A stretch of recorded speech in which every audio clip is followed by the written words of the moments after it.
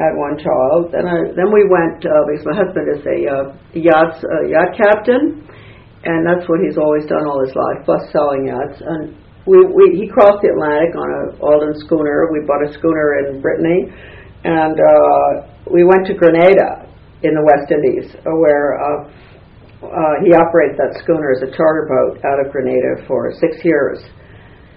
That was an interesting place to be as well, because later on, the hardcore communist regime took over there. It was really a Stalinist regime that took over in Grenada.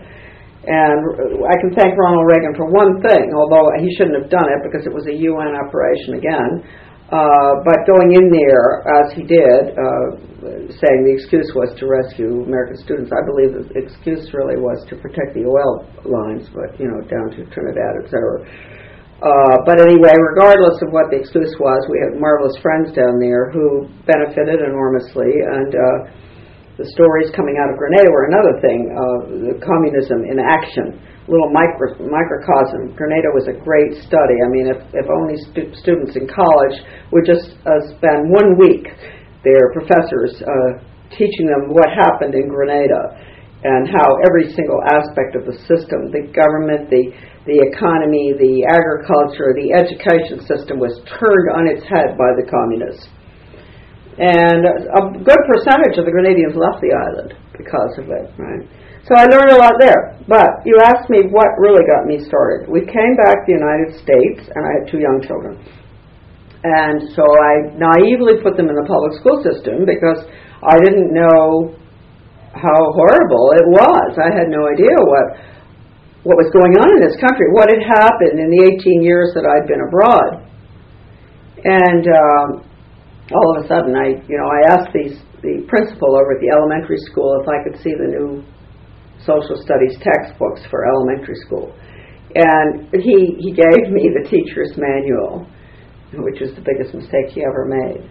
He didn't make any more mistakes like that with me after that, but that was a biggie. And the program was called World of Mankind, and the publisher was Follett. And right in the beginning, the teacher's manual was basically telling a teacher what she should be doing with this particular global education course. And it said right there that it was humanistic philosophy, and anybody who knows what the Humanist Manifesto is, a lot of people don't know. They think humanism is a good, wonderful thing, humane, we'll be nice to our neighbors, and you love everybody. They have no idea that the Humanist Manifesto is the plan, the total international takeover, atheistic control plan for the UN. That's what it is. And anything goes, tolerance of everything, no matter what, no religion, no sovereignty, world government, get rid of the military, it's a basic agenda. And it's been around for a long time, and major signers were B.F. Skinner, who's, I could make a pigeon a high achiever by reinforcing it on a proper schedule, which is the method being used in the schools across the board now, being used in our communities now. You do good deeds, the police, community-oriented policing system gives you a little medal if you do a good deed. Here in Bath, Maine, do a good deed. They determine what a good deed is. That's the reward system that's being put in across the board. No accountability, no personal accountability as an individual anymore, as the group. Collectivism, communism, that's it. So anyway, I saw this, and I thought, wow.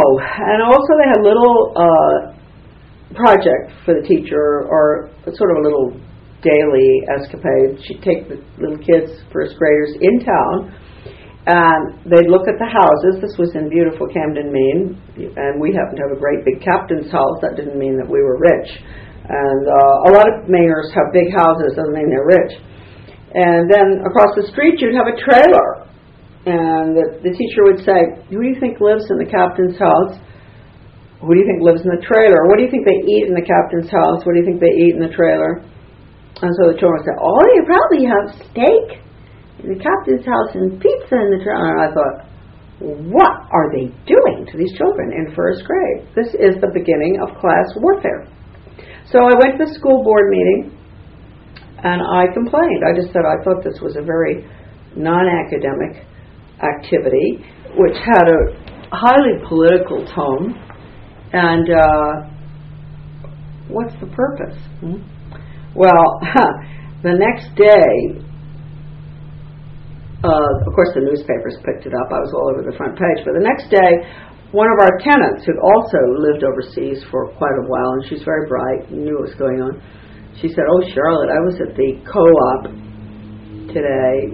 Back then in the 70s, everybody went to the co-op and got cheese and whatever, vegetables cheap and all, large quantities. And she said, "Oh, the word is out that you're a kook." And I thought, oh, well, that was my introduction to how they deal with people who question them, who do their research, don't like what they see, ask their elected representatives what's going on. If you get really close to the truth, you're called a kook. And they did that in the Soviet Union too, and they did it in China, any communist fascist country. The minute you open your mouth about something, ask a question, do research, they tell the rest of the community that, she's nice, she's a really nice woman, but maybe, sometimes they don't call her a kook, sometimes they do. You don't have to be mean to her, but who wants to associate? Human beings it's a natural reaction. Human beings don't really want to associate with crazy people.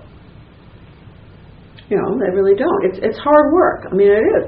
People work with them in hospitals. It's hard work.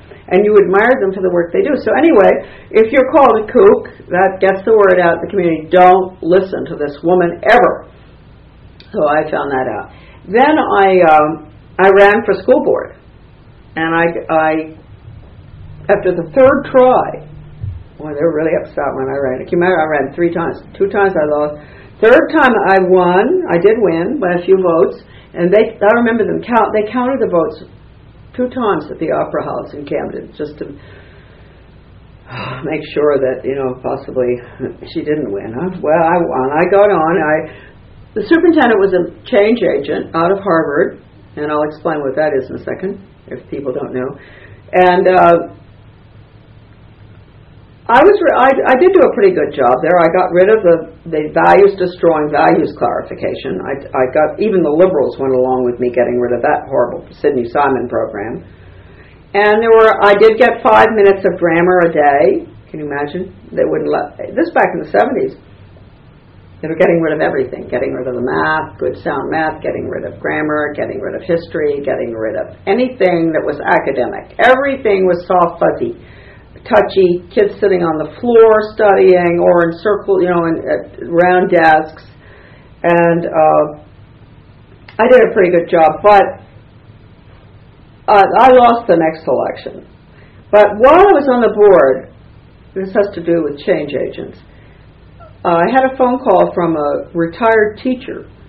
And she said, because I'd been writing some letters to the paper too, and of course she'd seen everything in the paper, because every time I opened my mouth as a board member, they'd dump on me. And she said, you're absolutely correct. She said, I've been a teacher for many years. I taught in Europe. She's a master teacher. And she said, you're right on.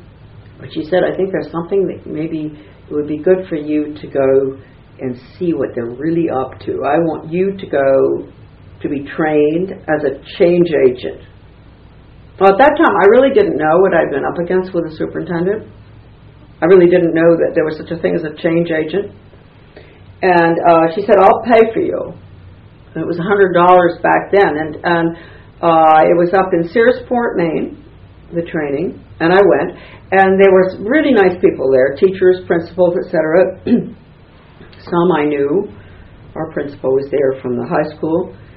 And they luckily gave us a textbook that was a big fat thing called Innovations in Education, A Change Agent's Guide.